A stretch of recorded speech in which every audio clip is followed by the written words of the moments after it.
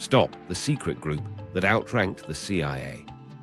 The call sheet lands on Cheney's desk at 7:40 in the morning, and it's a two-page brief from a tiny cell inside the Pentagon claiming they've uncovered exactly what the CIA missed.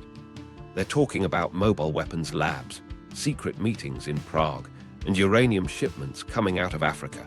But here's the real twist. This desk isn't waiting for a green light from the intelligence community. Instead of following the rules, these staffers are bypassing the experts and sliding raw, unverified reports straight to the very top of the government. This single flow of memos, controlled by just a handful of people, was about to tilt a global superpower toward a massive war. It was a world of forged letters, cherry-picked sources, and back-channel briefings that set a trap in plain sight. And it makes you wonder how a shadow office managed to outrank America's entire spy machine. So here's the question we're chasing today. After the towers fell on September 11th, how did a small policy office tucked inside the Pentagon route around the CIA and the DIA to help drive the United States into Iraq?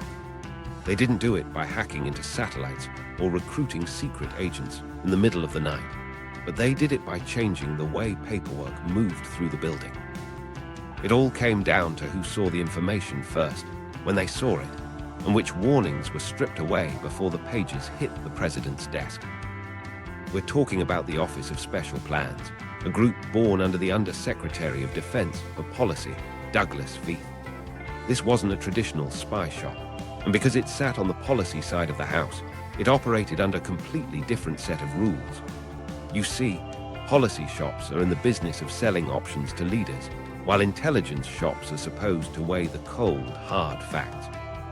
When a policy shop starts doing its own analysis, you lose the guardrails that keep a sense of urgency from turning into a false sense of certainty. But wait, there's more, because this playbook actually had an older cousin from back in the 1970s. A group called Team B was created specifically to challenge the CIA's view of the Soviet Union, using a method they called competitive analysis to let outsiders stress test the official story. People like Paul Wolfowitz watched that experiment very closely and took notes for the future. By the time the 1990s rolled around, the neoconservative policy circles were already writing memos arguing that Saddam Hussein would never change and that sanctions were a total failure. After September 11th, those long-held beliefs met a desperate rush for answers, and that's when the gap finally opened. We're going to move fast through this story, starting with Act 1, where we look at the seeds planted long before the war and the window of shock where oversight completely collapsed. This is when the first policy cells, like the Counter-Terrorism Evaluation Group, began sifting through raw data and secret communications. You'll meet the key players like Feith, Abe Shulsky, Richard Pearl, and Scooter Libby, and we'll track the secret channels they built between the Pentagon and the Vice President's office. We're going to show you how a deep skepticism of government bureaucracy turned into a dangerous new method, taking raw reports, stripping away the footnotes of dissent, and calling it challenging assumptions. Act 2 covers the massive sales job and the moments where the story started to fall apart. You'll see the constant loop between exile sources like Ahmad Chalabi and the Office of Special Plans, where claims from defectors turned into slide decks and Sunday morning talk show segments. The story of Curveball and his mobile labs was pushed to the top despite major warnings from the DIA, and the claim that Mohammed Atta met a spy in Prague was framed as something they couldn't rule out, which the public heard as something that definitely happened. Then there are the Yellowcake letters from Niger, and we'll look at how the 16 words in the State of the Union used a foreign partner as a workaround for American intelligence doubts. The IAEA eventually shredded those forgeries in just a few days, but by the time inspectors on the ground found nothing, the narrative had already shifted to claims of hidden weapons and last chances. Midway through this timeline, the decision-making process crossed a dangerous line where evidence stopped driving the resolve for war, and instead, the resolve for war started shaping the evidence. When ground truth finally collided with the briefing books, the results were devastating. The Iraq Survey Group, led first by David Kay and then Charles Dulfer, couldn't find a single active stockpile, and the entire mobile labs story began to unravel in the light of day. While the public lines from the White House stayed hard, the private memos started to soften, and a massive credibility gap opened up with the media and the American public. Then the investigation started closing in, and the Senate Select Committee on Intelligence began documenting the massive failures that happened before the first shot was fired.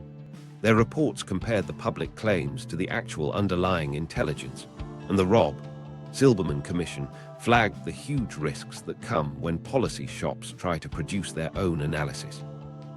Even the Department of Defense Inspector General eventually weighed in, saying Feith's office had produced inappropriate intelligence, though they used plenty of legal language to soften the blow.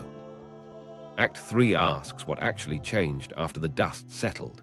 We'll look at the new rules for sourcing and the creation of the Director of National Intelligence, but here's the twist. The template for this shadow intelligence still survives in different forms today. You can see it in rapid response cells and special task forces where the culture has simply adapted to the new rules. Analysts have become more cautious, but leaders have become much more skilled at framing their doubts in ways that sound like facts. When you zoom out, the strategic costs are almost impossible to calculate, from the loss of human lives and trillions of dollars to the rise of new threats and the total erosion of trust at home. The lesson is sitting right there in plain view. If you can change the flow of memos, you can steer an entire nation into a conflict. The playbook uses simple tricks, like using the phrase, "cannot rule out," as a form of proof, or using foreign reports to dodge domestic warnings. Our goal is to show you the people, the dates, and the specific procedures that turned a few pages of ambiguity into a decade of action. And to understand how that 2-page brief landed like a final verdict, we have to go back to the very beginning. Seeds before September 11, 2001. To understand why that 2-page brief landed like a final verdict, we have to look back at the long, quiet years before the towers fell. It really starts in the 1970s, back when a massive fight was breaking out inside Washington over how to actually size up an enemy. At the time, the CIA held a very cautious view of the Soviet Union, but a rival group called Team B was brought in to challenge them with a much darker perspective. These were outside voices, using competitive analysis to push for the absolute worst-case scenario, and that's the world where Paul Wolfowitz cut his teeth. Another key player, Abram Shulsky, studied under the philosopher Leo Strauss and walked away with a deep, permanent skepticism of any bureaucratic consensus. The lesson these men learned was pretty simple.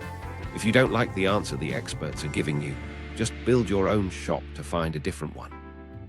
Fast forward to the 1990s, and even though the Soviet Union was gone, that habit of second-guessing the intelligence community stuck around. A tight policy circle began to form around neoconservative ideas, fueled by think tank papers and open letters from the Project for the New American Century. You started seeing the same names over and over, like Richard Pearl, Douglas Feith, and Scooter Libby, all arguing that Saddam Hussein would never reform. They believed that international sanctions were failing and that American power should be used to shape the world rather than waiting for threats to fully ripen. Wolfowitz kept a personal file on Iraq for years, and he wasn't exactly hiding his intentions from anyone. In his mind, the first Gulf War ended with unfinished business, and he viewed weapons inspections as a total sham that would never stop a dictator who had already gassed his own people. Here's where things get interesting, because the gap between these groups wasn't just about what they believed, it was about the plumbing of the government itself. Intelligence and policy usually live in completely different houses, with analysts at the CIA and DIA grading evidence and fighting over footnotes, while policy shops frame choices for their bosses. During the Clinton years, this friction was impossible to ignore because the White House wanted options that wouldn't blow up our alliances, but the Pentagon wanted much clearer red lines. By the time early 2001 rolled around, the Bush team brought in people who remembered the old Team B days and wanted to put competitive analysis back on the table. Inside the Pentagon, Douglas Feith's policy shop had plenty of room to experiment, And since it wasn't an official intelligence producer, it had a unique kind of freedom. If you sit outside the formal intel community, you can claim you aren't replacing the experts. You're just challenging their assumptions to be thorough. This allowed them to pull raw reporting that analysts were still arguing over and read it without any of the usual caution or skepticism. They could ask for specific names and cables without waiting for a national intelligence estimate to lock in a consensus, which was essentially a process hack just waiting for a major crisis to happen. Meanwhile, Iraq was never far from anyone's mind as the inspection regime limped through the 90s, constantly degraded by cat-and-mouse games and sporadic airstrikes. The hawks in Washington saw every single evasion as proof of a hidden weapons program, while the doves argued that containment was actually working.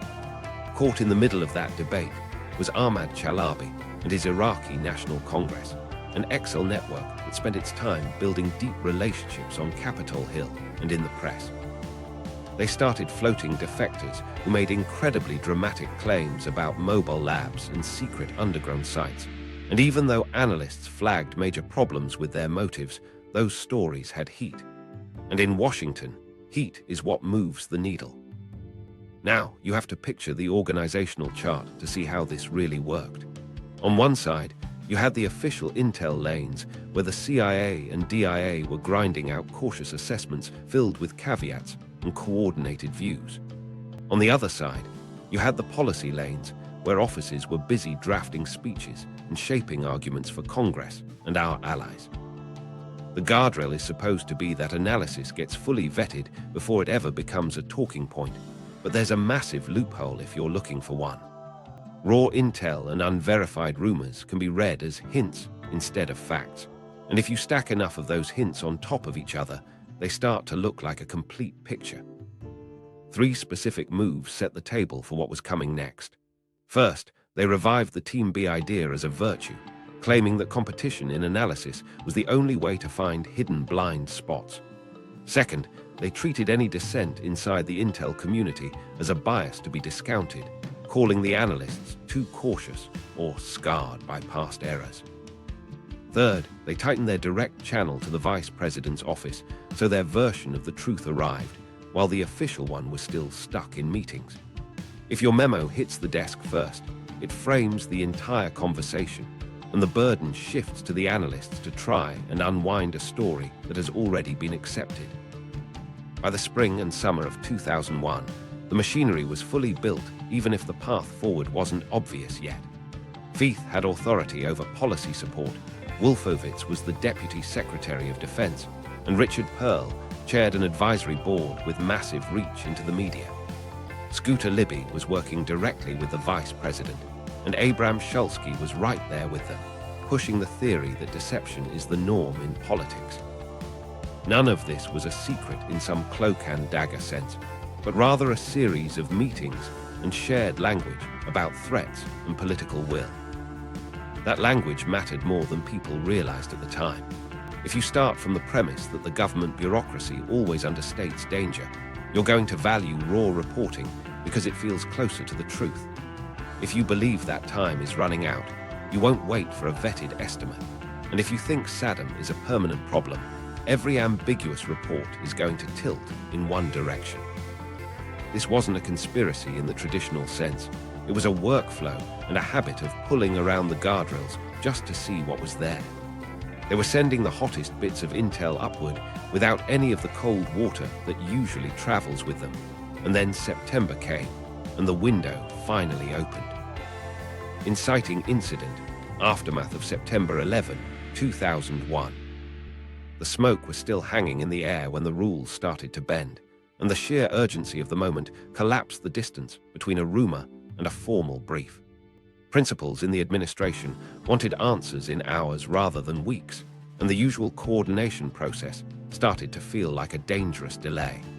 That was the opening these men needed, because speed isn't neutral in politics, and it completely changes who gets heard in the room.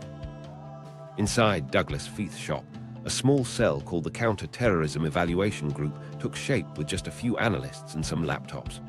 Their mandate sounded narrow enough, focusing on links between terrorists and states, but in practice, that mission was incredibly elastic. If a single cable mentioned Iraq and a known extremist in the same paragraph, it went into the file, and if a foreign service whispered about a meeting in Europe, it was included. Even if an exile swore he saw a biological lab on wheels, it was added to the pile without a second thought. Here's the twist. This wasn't the actual intelligence community doing a deep dive. This was a policy office pulling raw data and sidestepping the exhausting chore of vetting sources or weighing how much they could actually trust the information. They called it alternative analysis, which was just the old Team B logic updated for a national crisis to challenge the cautious consensus. Because the vice president's office was leaning in so hard, the lane to the very top of the government was wide open for them.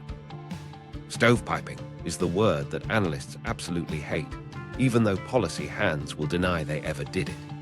In plain English, it means you take raw, unassessed reports and push them straight to decision makers without any of the filters that usually keep things accurate. You strip away the sourcing history and the low confidence warnings, and you definitely leave out the part where the source belongs to an opposition group with a massive incentive to lie. You cherry-pick the most dramatic parts of an ambiguous report and present them at face value, all while the CIA is still arguing over footnotes across the river. What nobody knew at the time, at least outside a very small circle, was how quickly this group's scope was widening.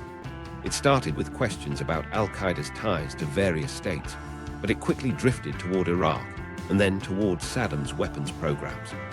The logic was linear. If Saddam and Al-Qaeda might cooperate, and if Saddam might be rearming, then waiting for proof was simply too dangerous. Therefore, any evidence that cannot be ruled out became the very evidence they leaned on to make their case. Then came the flood of claims from Ahmad Chalabi's network, which was feeding defectors into every part of the American system. Some of these sources talked to journalists to create public pressure, while others were routed directly to the Pentagon to influence the internal debate.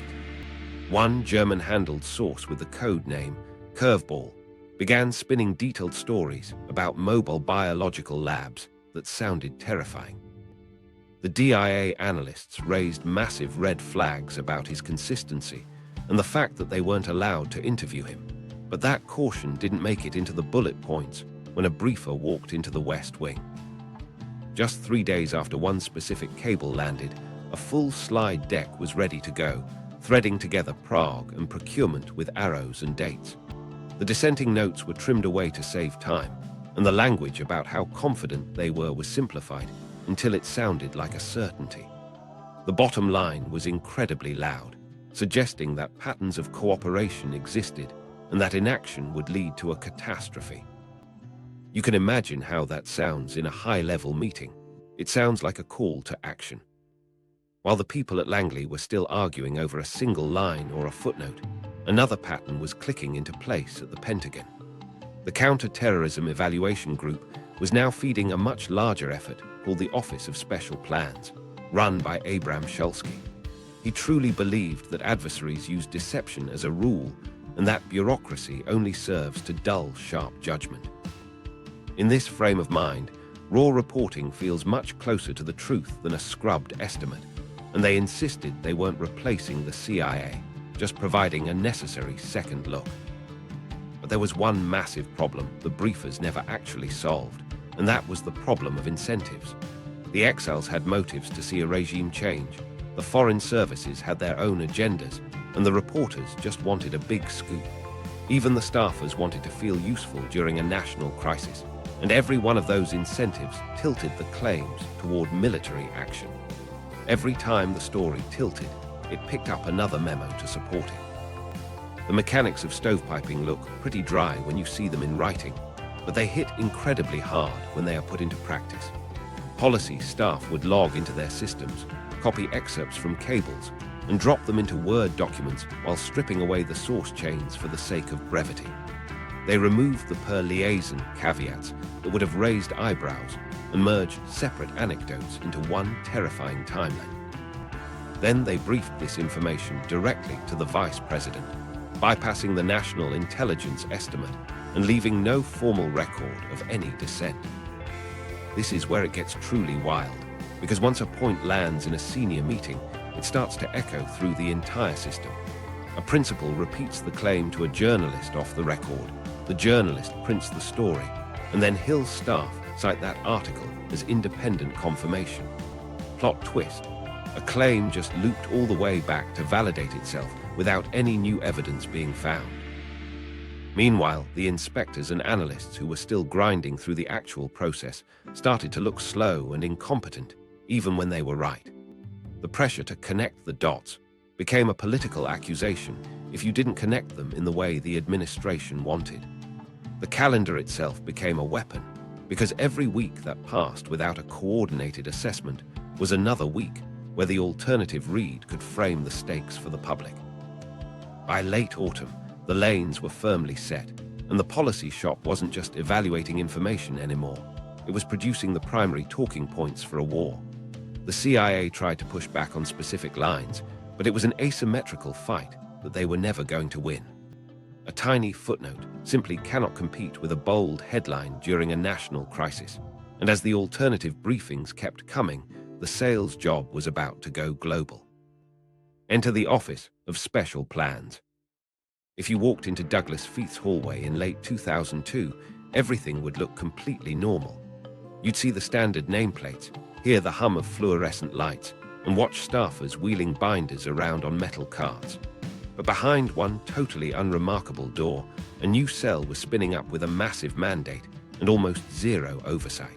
They called it the Office of Special Plans, or OSP. It reported directly through Feith, and the man chosen to run the analytical side was Abram Shulsky. This is the same Shulsky who believed that deception is the natural baseline of politics, and that big government bureaucracies usually just sand down the hard truths. The philosophy here was actually pretty simple. Shulsky believed that if your enemies lie as a rule, then any analyst waiting for high confidence proof is always going to be too late to the party. Because of this belief, the office started valuing fragments of information and assuming that everything was being hidden. They leaned into the worst-case scenario every single time.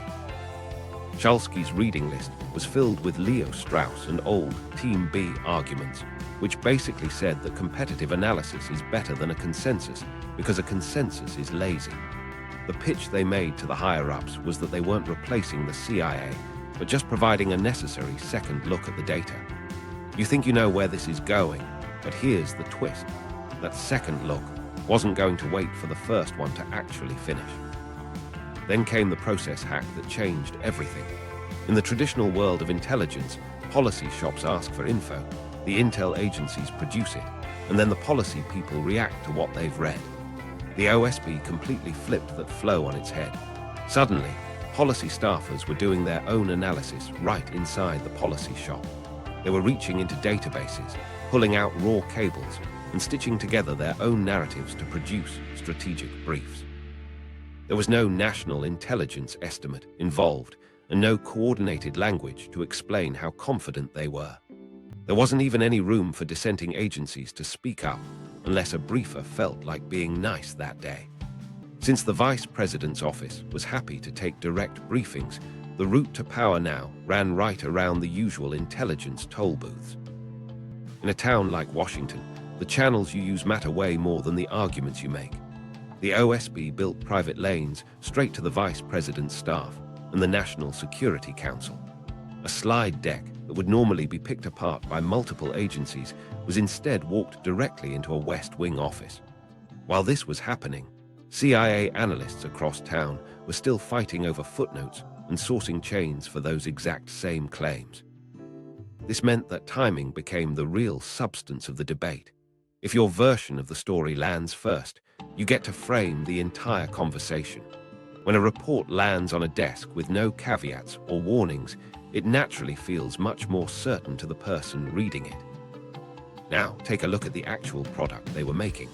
Throughout August and September of 2002, OSB briefers put together decks that made caution look like a personal bias.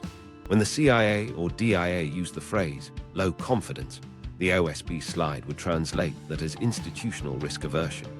If an analyst flagged a report as coming from a single source provided by an exile network, The line in the brief became multiple reports indicate.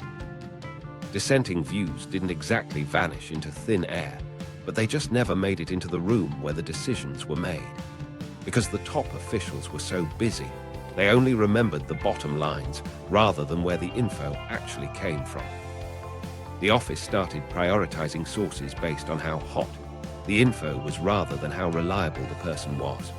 Ahmad Chalabi's Iraqi National Congress provided a steady stream of defectors who all had very vivid stories to tell. Some of these sources were routed through foreign intelligence services that blocked the US from talking to them directly. Others made sure to talk to friendly reporters before they ever sat down with an official. The famous tales of mobile labs from a source named Curveball were already covered in DIA warnings, yet they appeared as crisp, clean schematics in the OSB policy decks. The claim about a meeting in Prague was shaky from the very first day, but it was framed as cannot rule out, which the readers then interpreted as likely. Even the careful phrasing in the British dossier was turned into an American talking point, as if US collectors had verified it themselves. Plot twist, citing a foreign partner became the perfect way to dodge domestic warnings. Stovepiping wasn't just a buzzword in this office. It was the way they worked every single day. An OSB staffer would take a human intelligence excerpt, strip away the note saying it came from a third party, and paste it under a timeline with a bold headline. Another staffer might take two completely unconnected anecdotes and merge them together to claim they saw a pattern. A senior briefer would then rehearse the slide deck to shave off a few seconds and make everything sound even more certain. Once they were ready, the team walked it into the vice president's office, where the hunger for worst-case scenarios was high and the patience for bickering between agencies was very low. Most of these meetings ended with a simple request to send the info straight to the speechwriters. While all of this was happening inside the Pentagon, something else was brewing in the outside world. Leaks and opinion pieces started to mirror the exact language being used by the OSB. The Sunday morning talk shows began echoing lines about mobile labs and last-chance inspections. Members of Congress would see the same points in a classified briefing and then see them again in the morning paper, which made the claims feel like they were being confirmed from two different directions. But wait, there's more. Congressional staffers then started citing those news articles back to the briefers as if the stories were independent corroboration. That was the loop. A claim would leave the building as a leak, return as an open-source news story, and then re-enter the building as validation of the original claim. Inside the government system, people were pushing back, but they couldn't get any altitude. Counter-terror analysts at the CIA were flagging major problems with the Prague meeting story. The Intelligence Bureau at the State Department kept urging caution regarding any links to terrorists. Even the DIA was writing sour notes about the exile sources and whether Curveball actually had the access he claimed. The problem was that those warnings were written for official papers that took weeks to coordinate, not for a fast-moving policy slide that never crossed their desks. Years later, a do-de inspector general would call the OSB's work inappropriate for intelligence tradecraft. But in the heat of the moment, the people in charge just called it useful. Here is where things get really wild. As the OSB grew more confident, they stopped asking for a seat at the table and started setting the terms for everyone else. Dissent was no longer treated as a professional disagreement. It was treated as a character flaw. They told people that the old analysts were stuck in the 90s or that they had completely missed the real terrorist threat. This framing was incredibly effective because it tapped into a deep sense of fear and a need for speed. Nobody wanted to be the cautious person who missed it again after what happened on 9/11. Because of that pressure, rooms full of smart people skewed toward action, and ambiguous reports were treated as absolute certainty.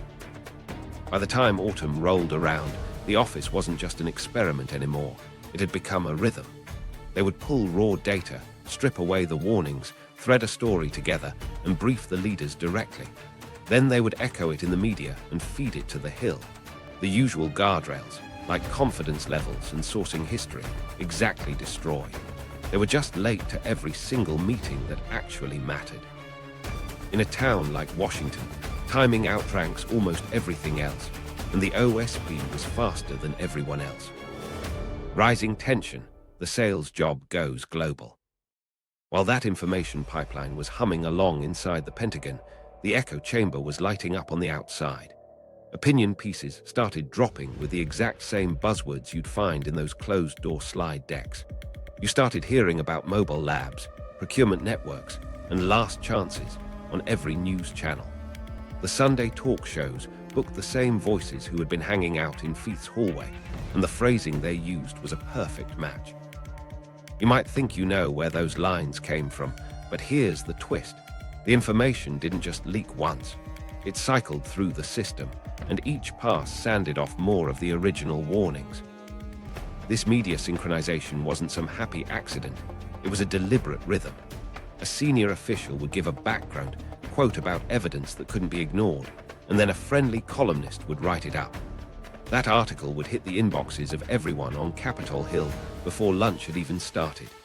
Later that afternoon, a briefer would hold a closed session with staffers and cite that very article as open-source reinforcement.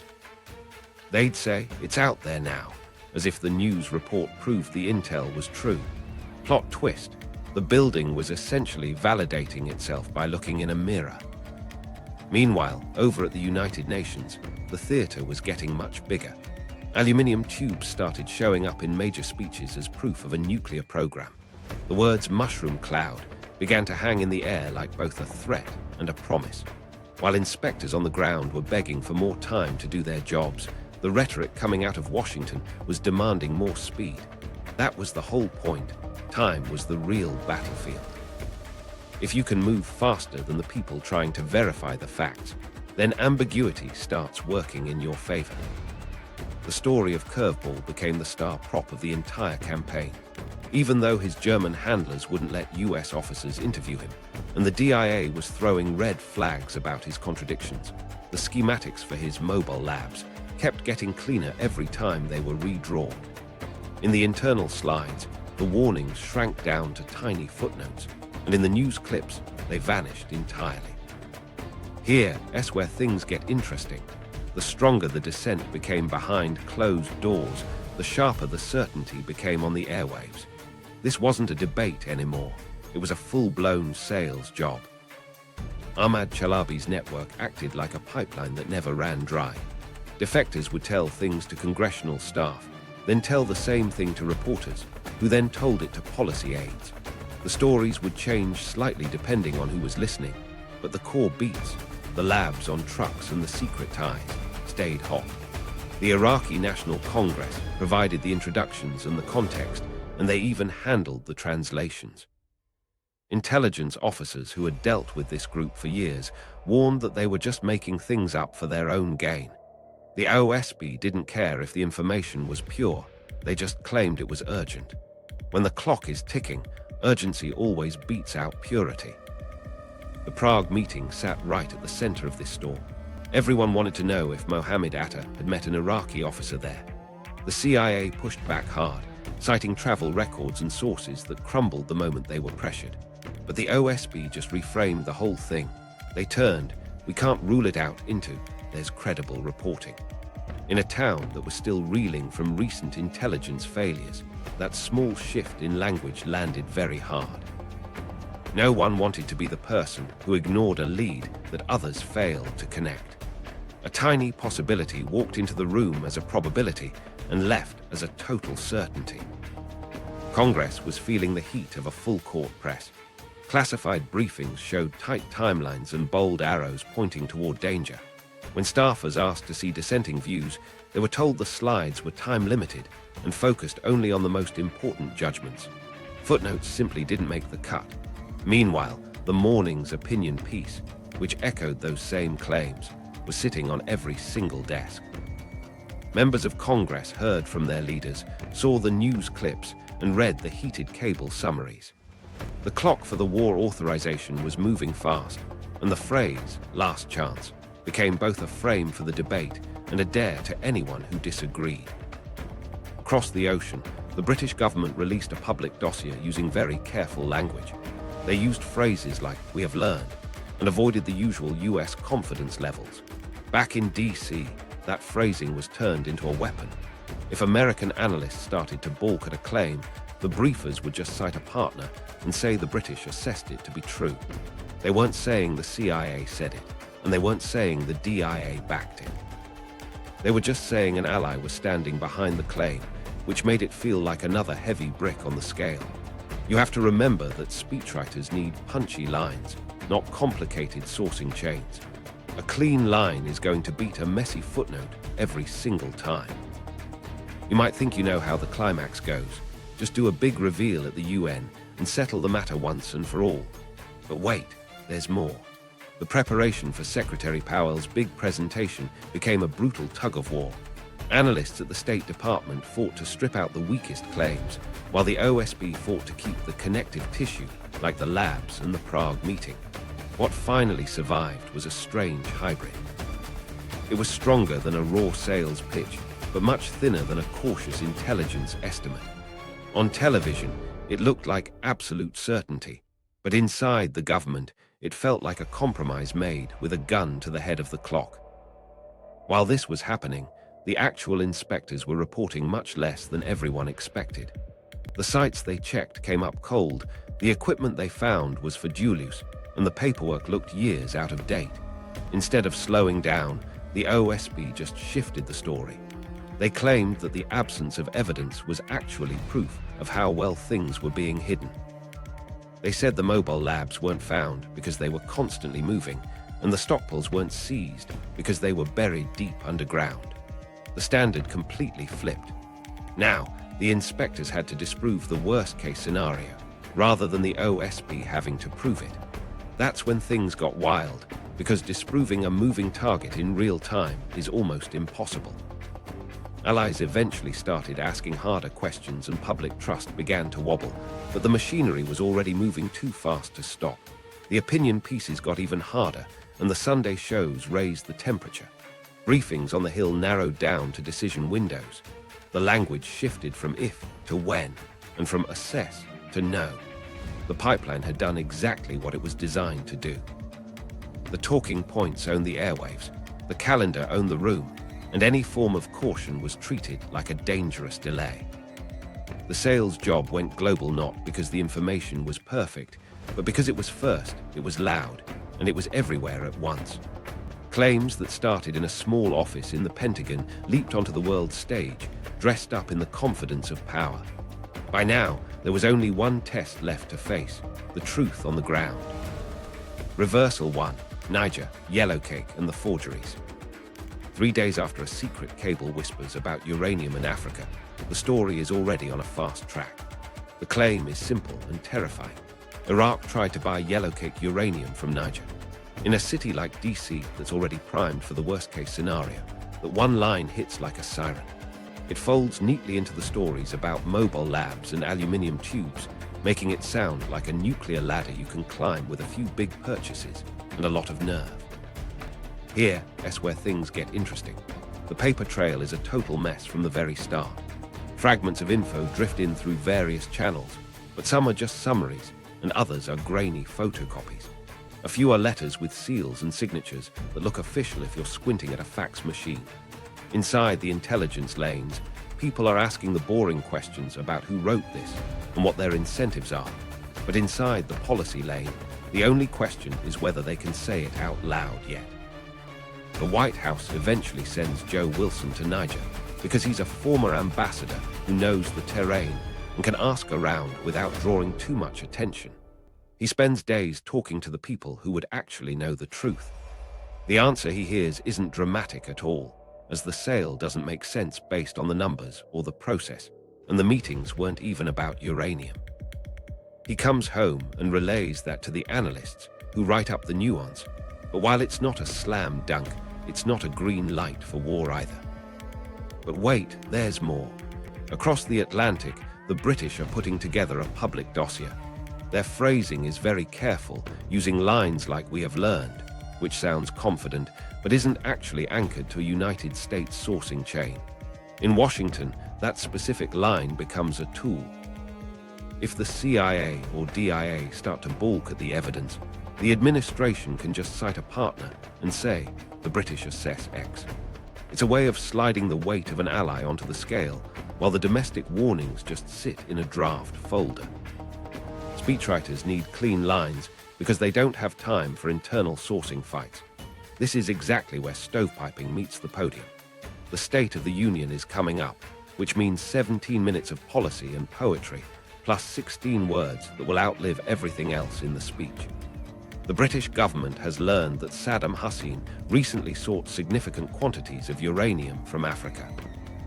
It's tidy, it's hedged behind Britain, and it completely skates around the cautious notes found in a dozen internal memos.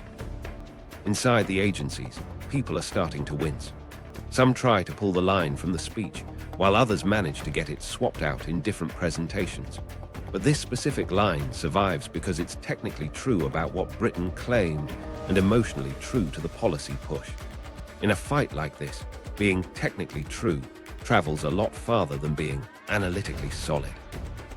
Once those words are spoken by a president, they become a political fact, and those are much harder to unwind than a fact of science.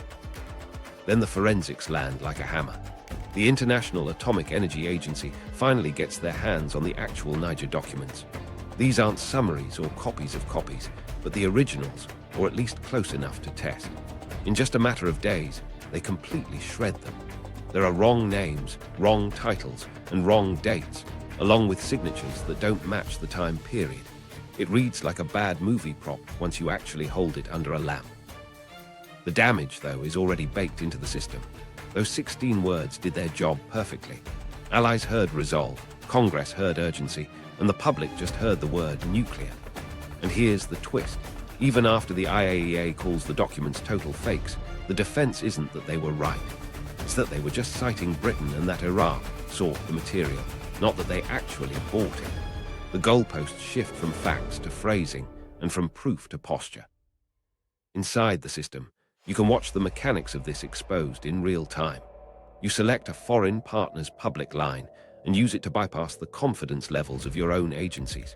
You wrap it in very careful wording and deliver it at high speed. If a debunking comes later, you just fall back to the precision of the wording rather than the substance of the claim. It's not illegal, but it is a very sharp practice that works because timing always outruns verification in a crisis. Meanwhile, Joe Wilson's quiet report turns into a very loud argument. He writes publicly about what he found and what he didn't find, and the response from the administration is brutal and political. Instead of debating the actual sourcing, the knives come out for the messenger himself. That's a tell. When the paperwork is weak, you attack the person holding it to chill any dissent and signal to everyone else that nuance comes with a high cost. Here's the impact you can actually feel under your feet. Credibility takes a massive hit with inspectors and allies, not to mention the analysts who have to give briefings every morning knowing the podium outpaced them the night before. But the momentum keeps building because the entire frame has shifted. The Yellowcake reversal doesn't kill the case for war, it just dents it, and dents don't stop a car that's already rolling downhill. In the aftermath, one lesson is very clear if you're watching how the memos move. Citing a partner can be used as a shield. Cannot rule out can be painted as likely if the clock is ticking loud enough. Once a presidential speech turns a hedge into a headline, the burden flips, and it's now on the skeptics to prove a negative while the policy train stays on schedule. The forgery was a scandal, but the method was the whole point. Inspectors, caves, and confidence. The UNMOVIC teams step off their planes carrying clipboards and dosimeters instead of slogans. They drive straight to the sites flagged in months of briefings, checking warehouses and old labs that were mapped out by satellites and stories. Doors open and cameras roll, but over and over again, what they find looks like rust, old paperwork, and dual-use gear. The reports read like notes from an accountant, mentioning expired chemicals and empty shells, which isn't exactly what the slide decks promised. Here's where things get interesting. The fact that they aren't finding anything doesn't slow the narrative down. It actually makes it mutate. The briefers at the Office of Special Plans shift their emphasis without missing a single beat. If you don't find the stockpiles, it's only because they're hidden. If a building is clean, it's because the lab is on wheels and moved away. Concealment becomes the frame that explains everything away and requires absolutely no new evidence to prove it. Inside the interagency meetings, the fight moves into the fine print.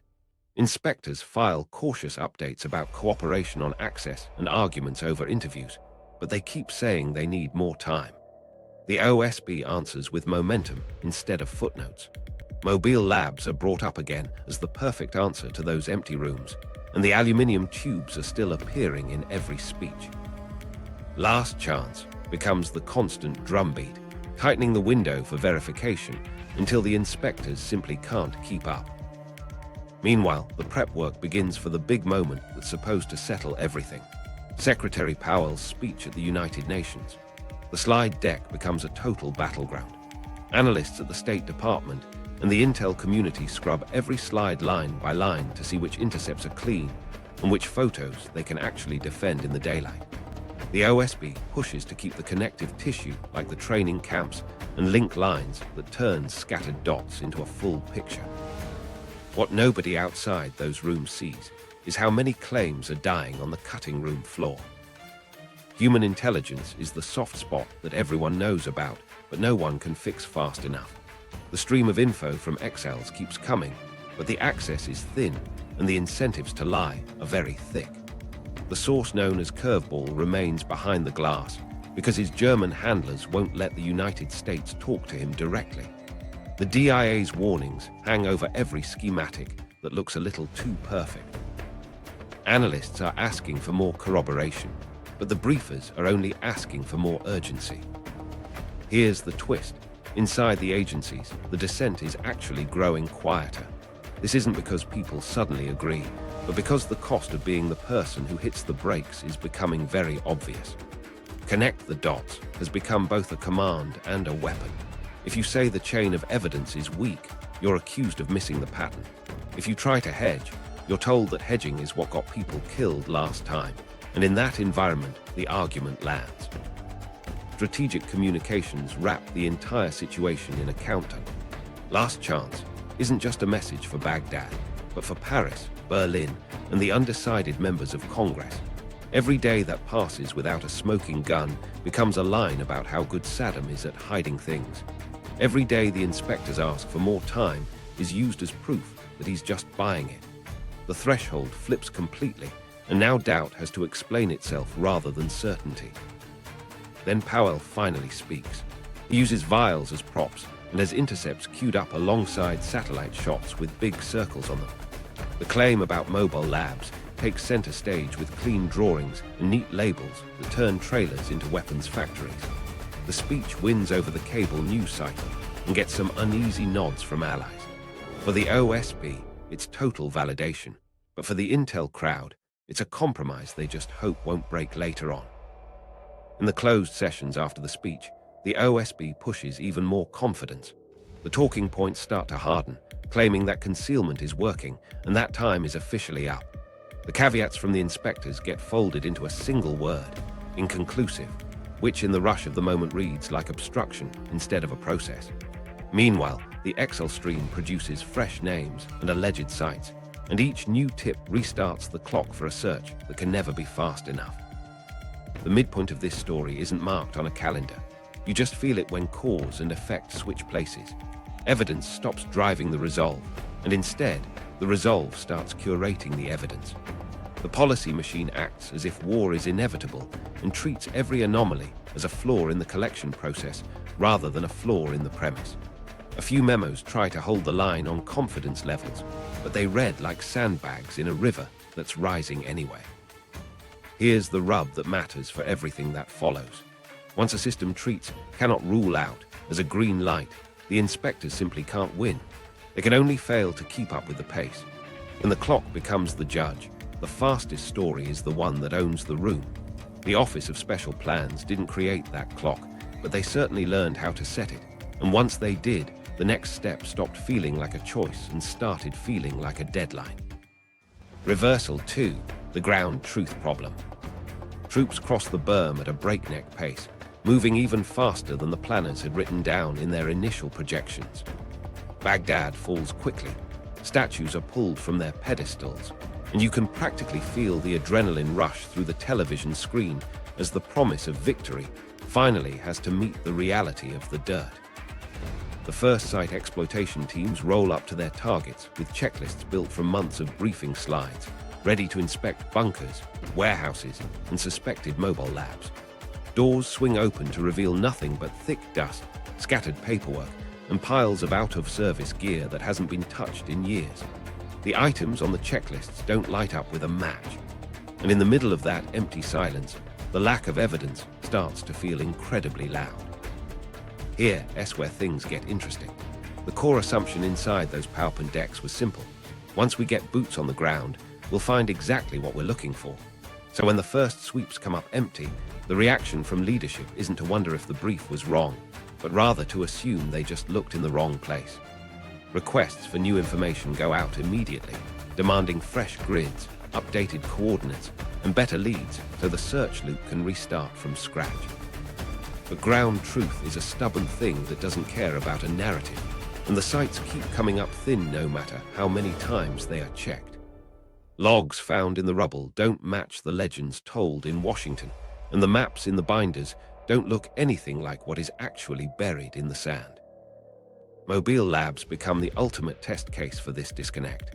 A couple of trailers are seized near Mosul and Tikrit, containing a mess of equipment, tanks and pipes, and early calls from the field brand them as biological weapons labs. Victory laps begin in the media while cable news banners glow with the breaking news. But wait, there's more to this story than the initial headlines. Technical teams finally get some quality time with the hardware and realize the fittings don't match anything used in bioprocessing, and the internal airflow is completely wrong for making weapons. The gear actually looks like a hydrogen production setup used to fill weather balloons, and as analysts begin to flag these discrepancies, the official narrative starts to wobble. You think you know which version of the story wins out in the end, but here's the twist. The TV line outruns the actual field notes for weeks before the truth catches up.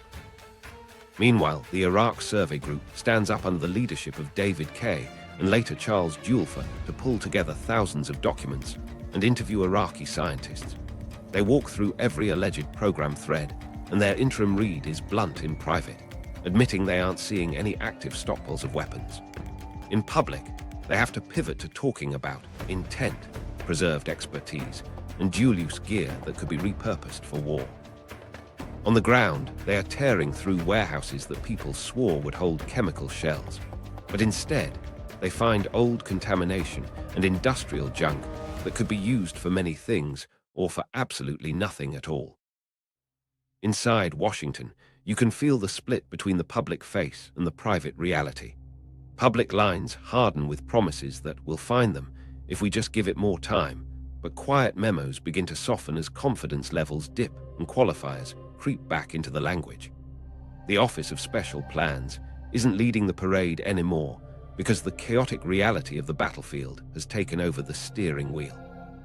But the habits that office set, specifically the frame that an absence of evidence is just proof of clever concealment, still hang heavy in the air.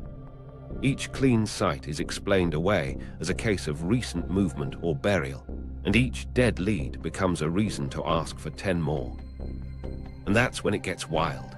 A separate storyline starts to grow legs involving a man named Abu Musab al-Zarqawi. Before the war, he was just a footnote in some of the decks, a thread used to try and bridge the gap between Iraq and jihadist networks. Post-invasion, he isn't just a bridge. He is a massive, violent presence as attacks spike, and his name turns into a global brand for terror. The irony stings because the links that were oversold before the war actually become truer after the invasion, not because of hidden ties, but because the chaos of the war opened up lanes for him to operate. The early claims get reheard through the noise of a growing insurgency, and the original case seems retrofitted to fit the new reality, even when the actual sequence of events is totally upside down. Morale versus the message becomes a daily test for everyone involved. Field units want clarity on where to search and who to trust, while headquarters wants coherence so they don't whipsaw the story and lose the faith of the public. This creates a split-screen reality where a podium speaker talks about likely stockpiles and ongoing discovery, while a secure email says no finds yet and source proved unreliable. The people who built the original decks feel the walls closing in as the pressure mounts. The same people who walked those briefing rooms in 2002 now walk through Kabul-patterned hangars in Iraq and wonder how the pictures were so clean when the ground is this messy. The reputational break starts as a tiny hairline crack. Allies call for updates and receive fewer certainties, and the same media outlets that ran with the mobile lab headlines are now reporting on the hydrogen balloon dispute. Inspectors who left the country under protest before the war are now saying, "We told you to give it more time." Inside the intelligence community, postmortems begin even before the survey group can file its final reports. Stovepiping moves from a whispered complaint to a documented risk, with the consensus being that policy shops should never be allowed to produce their own intelligence. The Duty Inspector General will later use the word inappropriate to describe the whole thing, but in the moment, the label is much simpler. This just isn't working. Here's the twist that hurts the most. Even as the stockpiles fail to appear, the cost meter continues to climb in terms of casualties, roadside bombs, and sectarian cracks in society. The missing weapons don't actually lower the threat level. They just swap one kind of danger for another. The promised cache of barrels and shells becomes a real-time flow of suicide vests and RPGs that are killing people every single day. Strategically, the gap between what was sold to the world and what was found on the ground widens into something worse than a simple error. It becomes a total credibility void. Allies start to hedge their bets, adversaries begin to test American resolve, and fence-sitters finally decide which way they need to lean. And yet, the human impulse inside these massive systems is almost always to double down rather than back up. Leaders start saying, "We were all wrong," which is a clever way to spread the blame like butter and avoid the pipeline question of who actually set the tempo. They avoid asking who stripped the caveats away and who briefed the room without the full picture. Others draw a bright line between bad intelligence and good faith, and the public splits right along that seam. One side hears deliberate manipulation, while the other hears an honest mistake, and both sides harden their positions until they can't hear each other anymore. In the aftermath of those first barren months, a much quieter change begins to take hold. Staffers start insisting on seeing confidence levels on the very first page of every report they read. Foreign liaison source claims get extra scrutiny to make sure they aren't being played, and Excel streams don't vanish, but they definitely lose their default VIP pass to the inner circle. The survey group keeps grinding away at the task, and its final reports will eventually speak the sentence no one wanted to say out loud at the start. There were no stockpiles. By then, the war has taken on a life far beyond the original slides, and the playbook that sprinted past verification faces the one judge it can't outrun: reality. Reversal 3. The investigations close in. While units in Iraq hunted for stockpiles that never showed up, Washington started hunting for something else entirely: the story of how those stockpiles became a certainty in the first place. This was a world of closed doors, sworn staffers, and massive binders filled with color-coded tabs. The Senate Select Committee on Intelligence opened phase I of their investigation to figure out what the intelligence community actually assessed before the war began.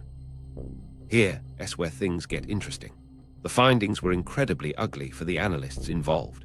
Tradecraft had completely broken down, and key judgments leaned far too hard on single, unverified sources. The level of confidence expressed in the reports was totally mismatched to the actual evidence on hand. Curveballs sat like a dark bruise on every single page of the report, representing unvetted access and German control that the DIA never managed to bite through. The National Intelligence Estimate read much stronger than the sum of its own caveats, which means the system that's supposed to translate doubt into clear language simply didn't do its job. But wait, there's more to the investigation than just the analysts. That was only Phase I, and Phase II turned the camera away from the intelligence and toward the megaphone of the administration. They wanted to know if public statements actually matched the underlying assessments that were being handed to leaders. Staff compared speeches, Sunday morning talk show hits, and Hill briefings to the source notes and confidence lines buried deep in the original cables. The gap they found wasn't just a matter of tone, it was a matter of structure. Phrases like "cannot rule out" were transformed into "we know," and low confidence disappeared entirely behind the phrase "we have learned." The lines that survived the final cuts, the mobile labs, the Prague meeting, and the uranium, looked worse the closer you pressed your face to the paper. Meanwhile, a separate blue ribbon panel was rolling along on a parallel track known as the Rob Silberman Commission. There were no cameras and no grandstanding, just a long, technical readout on the failure of analytic tradecraft.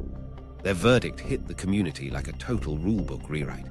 They insisted that intelligence must separate raw reporting from inference, and that confidence levels must sit right next to the claims in the very same sentence. Sourcing chains had to be made explicit, especially when a foreign liaison was blocking direct access to a source. And here's the twist. They warned, plain as day, about the massive risk created when policy shops try to do their own analysis. Competitive analysis is fine in theory, but stovepiped, policy-driven, alternative intelligence is a major hazard to national security. Across the river at the Pentagon, the Department of Defense Inspector General took direct aim at the lane occupied by Douglas Feith. They pulled thousands of emails, drafts, and slide decks from the Office of Special Plans and its various sister cells to see how they operated. The conclusion used a word that sounds very bureaucratic but bites incredibly hard in the world of government: inappropriate.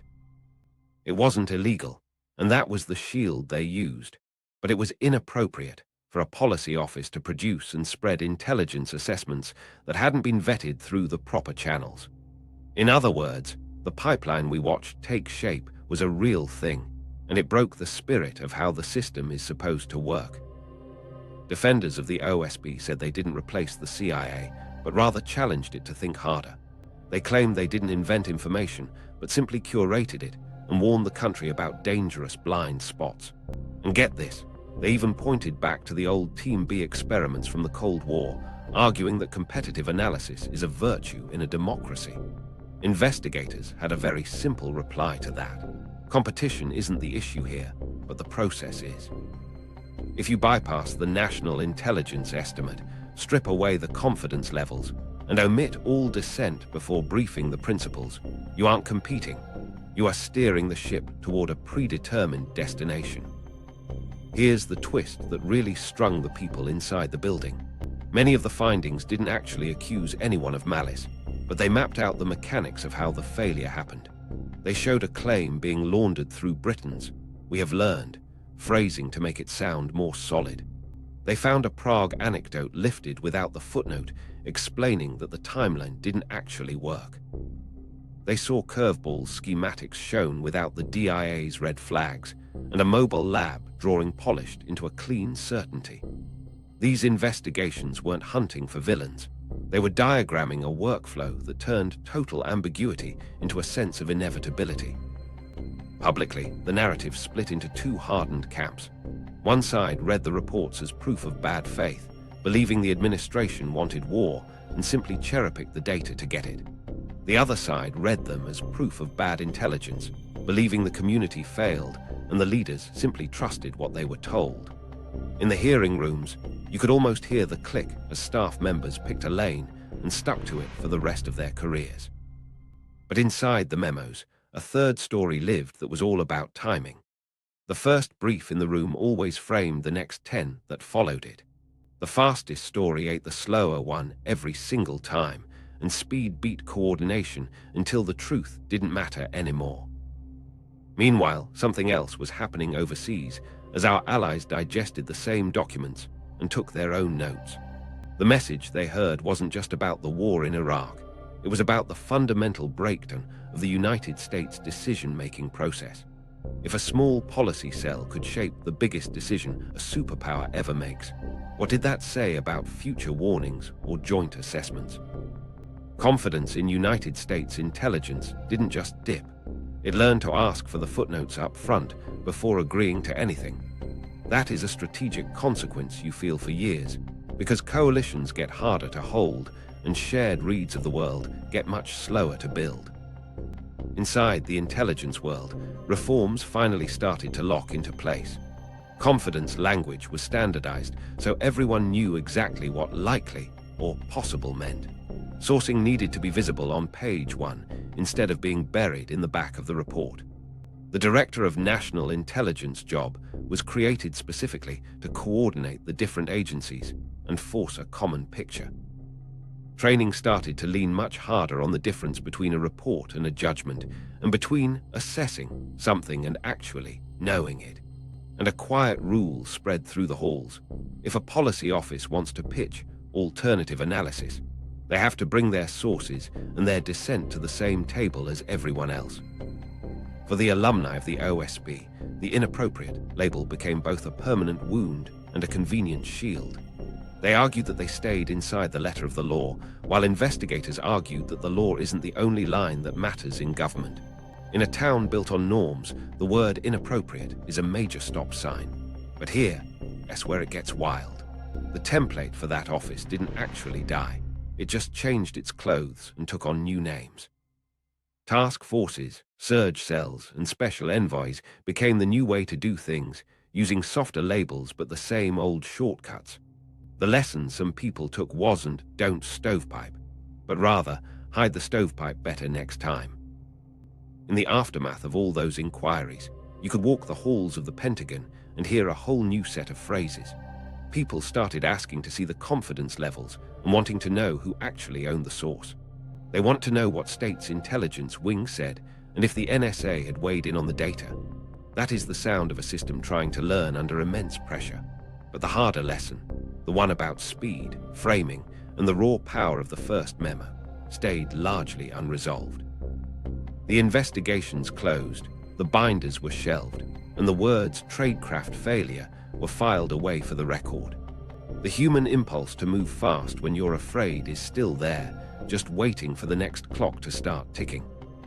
Resolution: what changed inside the system?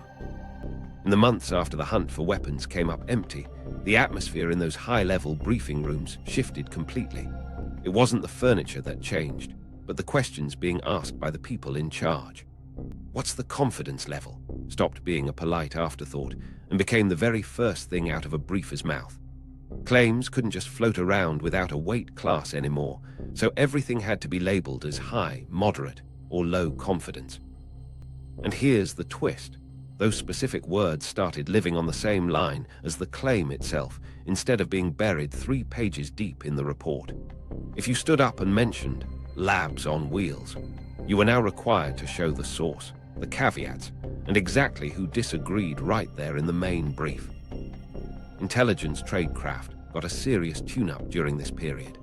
Analysts were pushed to separate raw reporting from their own professional judgment with a much harder edge than before. They had to distinguish between what a source actually said and what the agency thought those words really meant.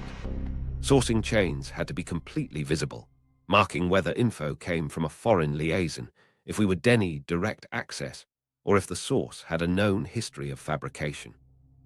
It might sound like dull paperwork, but it forces a necessary pause before a single line of intel becomes a global headline.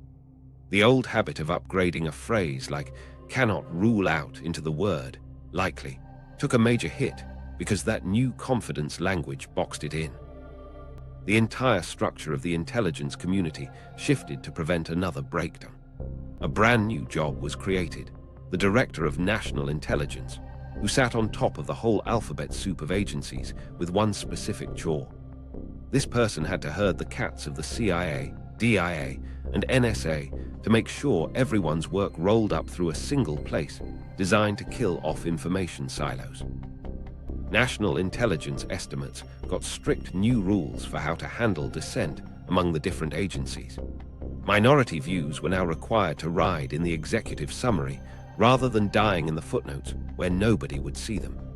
If the State Department's intel shop disagreed with the CIA, that sentence sat shoulder to shoulder with the main conclusion. Inside the Pentagon, the The policy shops finally learned where the boundaries were after nudging past them for years. If a staffer wanted to brief some alternative analysis, they either had to walk it through the official coordination process or label it clearly as policy rather than intelligence. People started stapling full sourcing annexes to their slide decks and adding a mandatory one-page sheet for dissenting opinions. A small cultural fix ended up mattering way more than it sounds on paper when slide titles changed from Iraq al-Qaeda linkages to reporting on alleged Iraq al-Qaeda contacts. By adding low confidence to the title, the headline itself carried the warning. America's allies reacted by coming up with their own set of strict rules for cooperation.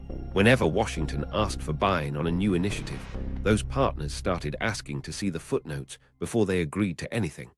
They wanted to know who was saying this, who could vouch for the source, and what the internal dissenters were arguing. Multinational tasking meetings got a lot slower, but they also got a lot cleaner in terms of accuracy. Joint statements took much longer to clear because the price of confidence was now total transparency. That bill came due every single time a claim leaned on a foreign partner just to get around a domestic caveat. Meanwhile, the people doing the actual briefing had to adapt to this new reality. They learned how to sell a conclusion while still showing the seams and flaws in the logic. Here's where things get interesting. Being honest about the gaps didn't actually kill the power of persuasion. A tight story told with honest doubt can still move a room full of powerful people. What it did kill was that old magic trick where a single raw report, stripped of all its context, could become the star of a high-level meeting. Those micro-stories still existed, but they now came with past performance notes attached to them. Hearing a briefer say, "This source burned us once before," is a sentence that changes behavior instantly. But wait, there's more to the story than just better paperwork. The template used by the Office of Special Plans didn't just vanish into thin air, it just went quiet for a while. The labels changed to things like task forces, surge cells, or special envoys, but the lure of finding a fast lane for information never really left. The workarounds just got a little gentler over time. Instead of bypassing an official estimate entirely, the new move was to shape the terms of the debate from the start. People would seed questions early or frame the absolute worst-case scenario as the baseline. They would compress the timeline so much that the coordination process felt like a form of obstruction.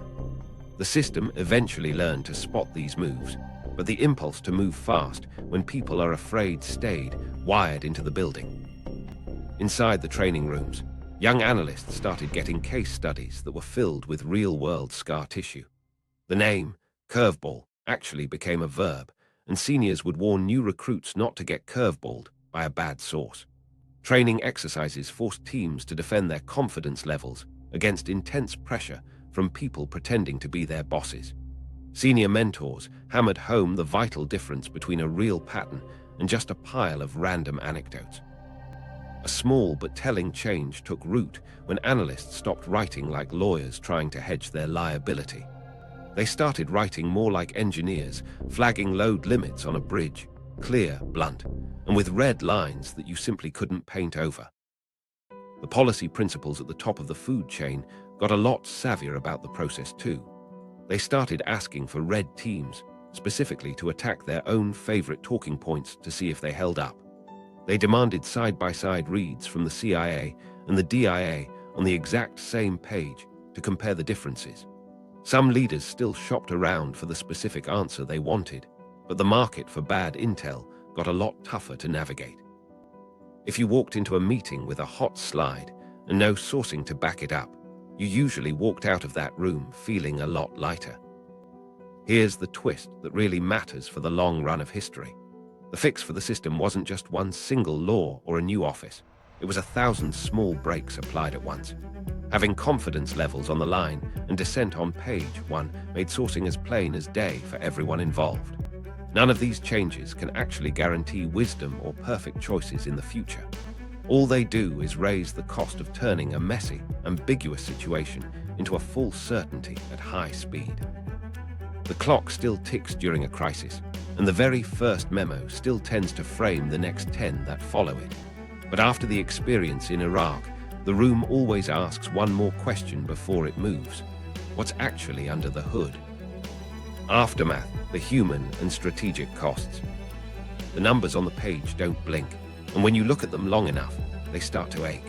We're talking about thousands of service members killed, and many more who came home with blast injuries, burns, or limbs gone. There are traumatic brain injuries that don't show up in a photo, but change a person forever. Night sweats ruin sleep years after the deployment ended, and entire families have to rearrange their lives around doctor appointments and quiet dread. You can walk into any VA waiting room today and see the long tail of a decision that was made in a rush. That isn't just a headline from the past. For those families, that is a normal Tuesday. The civilians on the ground in Iraq were the ones who truly bore the brunt of the chaos. Markets emptied out, hospitals overflowed with the wounded, and the power grid flickered on and off for years. Neighborhood lines that used to be fluid hardened into dangerous sectarian fronts where car bombs turned simple errands into life-or-death bets. Millions of people left their homes, with some crossing borders never to return, while others moved just 3 streets over to live behind a checkpoint. Every single statistic you hear hides a room with photos on a shelf and a door that never opens again. It's the story of a cousin who went to the bakery and simply didn't come back. National budgets tell a much colder and more clinical version of this same tragic story. We are talking about trillions of dollars, not just in direct combat costs, but in the care required for decades to come. There is the interest on the debt, the equipment that wore out too fast, and the units that were rotated so many times that families finally frayed. Opportunity cost is just a dry phrase until you watch training ranges miss their upgrades or research lines stall out. $1 spent on a convoy in the desert is $1 not spent on cybersecurity or the Pacific Theater. You really start to feel that trade a decade later when a different crisis calls and the toolbox is lighter than it should be. Here is where things get interesting from a global perspective. The entire strategy of the region bent around the vacuum left behind by the invasion. With Saddam Hussein gone, Iran stopped playing for time and started playing for a dominant position. Quds Force operators and massive amounts of money moved across the border almost immediately. Militias grew and embedded themselves into the fabric of the country until their influence turned national and then regional. Every power calculation in the Middle East had to add a new column for Iran's expanded reach. Allies saw it happening and adversaries felt the shift, and while the map didn't change, the arrows on it certainly did. Jihadist recruitment didn't even need to come up with a new story, because they could just point to what was on the television every night. Photos of prisons and raids fed a narrative that the West would always come to stay and always show disrespect. Small cells picked up speed as men who might have stayed on the sidelines found a video or a friend that pushed them over the edge. Networks grew in the seams of cities like Mosul and Fallujah before spreading across international borders. A group that didn't even exist when the invasion started became the dominant banner for terror years later. That is a line you can draw with a pen, but real people lived it with their own blood. America's allies felt a massive credibility gap open up that hasn't entirely closed. Before the Iraq War, when the United States said, "We assess this to be true," partners weighed that statement like a gold standard bond rating. After the war, they started asking for the footnotes and demanding to know who was actually providing the information. Coalitions still formed for other conflicts, but they came together much slower and with more hesitation. Caveats multiplied as no-strike lists got longer and rules of engagement got much tighter than they used to be. That wasn't out of spite. It was just basic risk management after getting burned by bad data. Back at home, the very foundation of public trust shifted in a way that changed the media forever. Outlets that rode the first wave of pro-war sentiment eventually had to face their own reckoning. Some of them apologized for the mistakes, while others doubled down on their original reporting. Audiences became hardened by the whiplash and moved toward outlets that only confirmed what they already believed. Phrases like "bad intel" became slogans for different political tribes to use against each other. Institutions that once needed shared facts to function now have to yell much louder for attention, and they get far less of it. You think you know what polarization looks like, but you really see it gather speed when the cost of being wrong is measured in funerals. Inside the secret world of intelligence, a much quieter cost landed in the form of a warning credibility crisis. Analysts walked into later situations, like the Syrian civil war or Russian moves in Ukraine, and hit a wall built back in 2003. Skeptics would just reach for the old folder and remind everyone that they had heard these kinds of certainties before. That reflex slowed down joint international action and raised the bar for proof higher than the moment sometimes allowed. Sometimes that caution saved us from more pain, but other times it just bought more time for our adversaries to move. Either way, the ghost of Iraq stood in the room without ever saying a word. The lesson about metadata and procedure sounds dry until you actually trace it through the lives it affected. If you change who has the power to move a memo, you can literally move a whole war. If you shift the confidence language off the first page, you change how a president hears and perceives risk. Letting a policy shop brief raw information tilts the table before the real experts even walk into the room. That is the true power lever of the government. It's small and procedural, but it is absolutely devastating if it gets pulled at the wrong hour. But wait, there's more to it than just the rules on the books.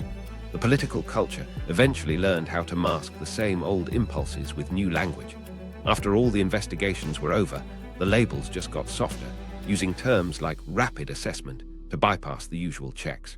The goal stayed exactly the same: get to the decision makers first and shave off all the inconvenient caveats. The fix for that isn't just a new job title or a law, it's a form of muscle memory.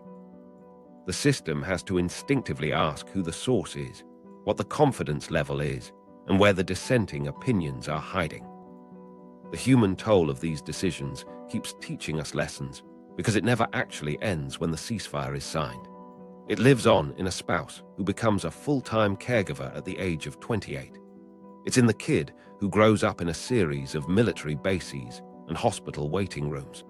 You see it in the Iraqi doctor who leaves a hospital that desperately needed him to drive for a rideshare company in a different country. It's in the platoon that still gathers every single year just to say the names of the people they lost. That is the ledger of the war that never truly closes. Strategically, the United States still carries a massive amount of weight on the world stage. It still builds coalitions and deters enemies, but the margin for error has shrunk significantly. The benefit of the doubt now has to be earned claim by claim rather than being granted by memory or reputation. And here's the twist that brings us right back to where we started. The fastest story can still win the room unless that room is specifically trained to slow it down. The playbook used by the OSB proved a point, but it left a permanent scar. The cost shows up in our budgets and our borders, but mostly in the people who paid with their bodies for a paperwork shortcut they never even saw. Meaning the playbook and how to spot it. You think you know how a war starts, and you probably imagine big secrets, deep plots, or a smoking gun hidden in a vault. Here's the twist. The lever is actually much smaller than that. It's a playbook that fits on a single legal pad, and it starts by setting up an alternative analysis cell inside a policy shop. Don't call it intelligence, but instead call it a challenge function or a second look. You use the old Team B story as your cover because everyone thinks competition helps find blind spots. It sounds healthy on the surface, and sometimes it really is, but the real risk lives in the next few steps. The second step is where you start cherry-picking ambiguity. You treat a phrase like "cannot rule out" as if it's a green light to move forward, and you push every tiny fragment that leans your way. You elevate raw reports from Excels who have their own incentives, or from partners who guard their access like a prize, while you quietly downplay every single caveat. The line you're aiming for is "we know this for a fact," because that's too hard to prove. Instead, you go with "we can't take the chance," which is a line that sells much faster when people are in a crisis. Step 3 is all about building a private lane straight to the people in charge. You don't wait for a national intelligence estimate to finish. And you definitely don't staff your ideas across different agencies where people might ask questions. You brief the Vice President's office, the National Security Council staff, and the speechwriters directly. If someone starts asking about confidence levels or dissent, you just tell them you aren't replacing the intelligence community, but rather you're just balancing it out.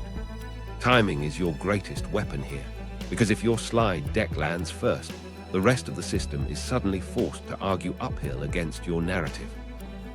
Now you have to launder that same claim through multiple echoes so it sounds like the truth. A foreign service whispers a report, a briefer cites that report, a columnist prints it in the paper, and then a Hill staffer repeats it in a memo. Eventually, a principal references that same column as an open source, and the next briefing deck cites that principal as the authority. It's a giant loop where every turn sands off a little bit of doubt. By the time that loop comes back into the room, the line feels like it's been confirmed from several different directions at once. The final step is to frame any dissent as a form of bias. You label caution as being risk-averse, and you dismiss important footnotes as just being part of the process. You tell people the analysts are just scarred by the failures of the 90s, which shifts the entire argument from the evidence to a person's attitude. If the room buys into that logic, a legitimate caveat starts to sound like a character flaw rather than a vital tool for making a good judgment. That's the pattern, and once you see it, you can't unsee it. Now here's how you spot it before it runs right over you. You have to listen for the shield words like competitive analysis, or challenging assumptions, or we cannot rule out. Those phrases aren't sins on their own, but when they show up together without any sourcing or confidence levels on the same page, you're being moved. You need to ask for three things immediately: the pedigree of the source, an explicit confidence level, and the names of anyone who dissents. Demand it on one page with no annexes, and if the answer is that they'll get back to you, you already know the claim is weak. You also have to watch the verbs very closely. Healthy briefers will say things like reporting indicates, or we assess, or this is low confidence. Playbook briefers prefer to say we know or the evidence shows, and they might even slide a partner's, we have learned, in place of an actual United States judgment. That swap matters more than you think. Per liaison isn't just a footnote. It's a massive flag that tells you that you haven't actually touched the source yourself. If they won't put that phrase on the same slide as the claim, you need to slow the room down right then and there. Keep a close eye on the clock as well. If a briefer tells you that coordination will take weeks that you don't have, they are making a bid to let time be the judge. Sometimes that's a fair point, but more often than not, it's just a strategy to force a hand. A real fix for this is a split brief where you show what you can stand behind today and what still needs a formal estimate. If they can't live with that split, they aren't actually selling you urgency, but instead, they're selling a level of certainty they don't actually own. You have to map the loop to see if you're being played. When a point made behind closed doors shows up in print the next morning and then walks back into a classified brief as corroboration, you need to mark it. Open source information can confirm things, but not when it's just quoting a leak from the night before. Ask the simplest question in Washington, which is, what is the first node of this information? If no one can point to where it actually started, you are standing in a mirror maze. Don't miss the tell that is built right into the titles of the reports.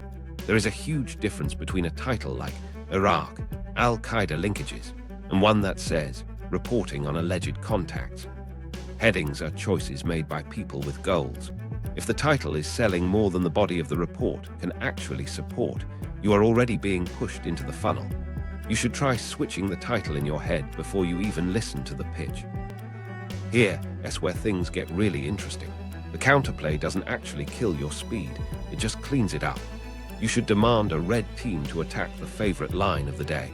Put the reads from the CIA and the DIA side by side on a single sheet of paper. Force the briefer to mention the State Department's dissent in the same breath as the main judgment. If the claim can still stand up after that, then it deserves to be in the room. If it wilts under that pressure, you just saved yourself days that would have been spent unwinding a false headline. But wait, there's more to this than just war. This same workflow shows up in fights over sanctions, cyber attacks, and even public health crises. A task force gets formed, raw indicators start to spike, and partners begin to whisper. A hot slide walks into a small office, and the temptation is always the same. Act now and get the credentials later. The fix has to be muscle memory. Before the clock even starts, you set the rules for confidence on the line, dissent on page 1, and a total ban on citing your own leaks as confirmation. You probably think the moral of the story is that you shouldn't move fast, but that's wrong. You should move fast, but you have to do it with guardrails in place. You need to trust the person who is brave enough to say low confidence on the loudest slide in the deck. You should reward the staffer who puts a dissent box right in the executive summary. When someone tries to use the Team B story as a free pass, just nod and ask the only question that honors real competition. Show me your sources next to your certainty and let someone else brief the other side on the same clock. The playbook works because fear and speed can tilt even the best people. If you can spot that tilt and slow down the frame, you can make the claim carry its own weight. That is how you keep a simple paperwork shortcut from steering an entire country in the wrong direction. One small office proved that timing and the way you format a page can outrank the facts when fear is loud and the guardrails are missing. If this video pulled back the curtain on how small process hacks can move giant outcomes, there's a lot more for us to look at under the hood. Hit subscribe and share this with that one friend who always insists on reading the footnotes, and then drop a comment about the next process hack you want me to decode. You should watch the video on red teams and dissent boxes next, and then you can test these rules out on the next person who tells you, "We know," with a little too much certainty.